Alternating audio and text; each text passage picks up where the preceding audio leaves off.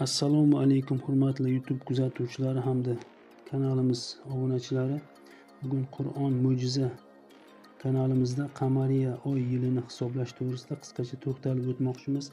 Video avvalida siz azizlardan videoga like bosib, kanalga obuna bo'lishingizni so'rab qolamiz. Biz esa videoni boshlaymiz.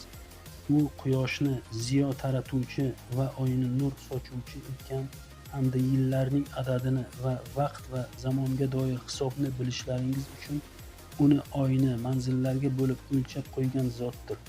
Buni Alloh faqat haq hikmat bilangina yaratdi. Biluvchi qavm uchun oyatlarni u batafsil bayon qilur. Yunus surasi 5-oyat.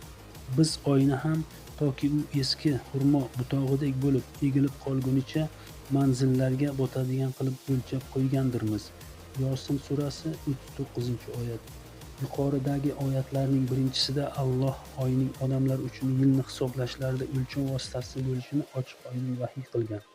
Shuningdek, bizning diqqatimiz bu hisoblashlar oyning o'z orbitasida aylanayotib, tutgan o'rinlariga binoan amalga oshirilishiga qaratiladi. Yer va oy hamda oy va quyosh o'rtasidagi burchaklar muntazam o'zgarib turishi bois biz oyni turli paytda turli shakllarda ko'ramiz. Jumladan, bizning oyni ko'ra olishimiz uning quyosh tomonidan yoritilishi tufaylidir. Biz yerdan turib ko'radigan oyning yarmidagi yoritilish miqdori o'zgarib turadi. Bu o'zgarishlarni yodda tutib, insonlarga yilni o'lchash imkoniyatini beruvchi bir qancha hisoblashlarni amalga oshirish mumkin. O'tmishda bir oylik vaqt miqdori ikki to'lin oy o'rtasidagi vaqt yoki oyning yerni aylanib chiqishida ketgan vaqtidan kelib chiqib hisoblangan. Shunga ko'ra, bir oy vaqt 29 kun, 12 soat va 44 daqiqaga to'g'ri kelar edi. Bu qamariya oyi sifatida ma'lum. Hijriy taqvimga binoan 12 qamariya oyi bir yilni tashkil etadi. Ammo hijriy taqvim va georgiy taqvimi o'rtasida 11 kunlik farq bor bo'lib, georgiy taqvimidagi bir yil yerning quyoshni bir marta aylanib chiqishida ketadigan vaqtga tengdir.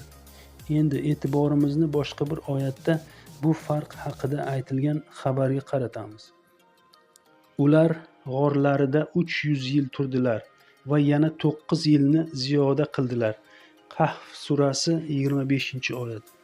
Biz oyatda ishora qilingan vaqtga shu tarzda oydinlik kiritamiz. 300 yil ko'paytiramiz 11 kun. 11 kun deganimiz har yili yuzaga keladigan farq. Teng 3300 kun.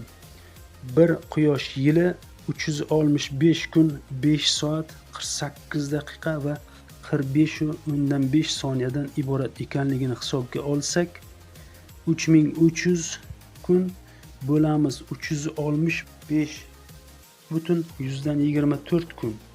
Teng 9 yil. Buni boshqacha qilib ifodalasak, georgiy taqvimiga ko'ra 300 yil hijriy taqvimi bo'yicha 300 plus 9 yilga tengdir. Guvoh bo'lganimizdek, bu oyat aniq hisoblab chiqilgan 9 yil farqni nazarda tutmoqda. Alloh hammadan ko'p bilguvchidir. Vaqt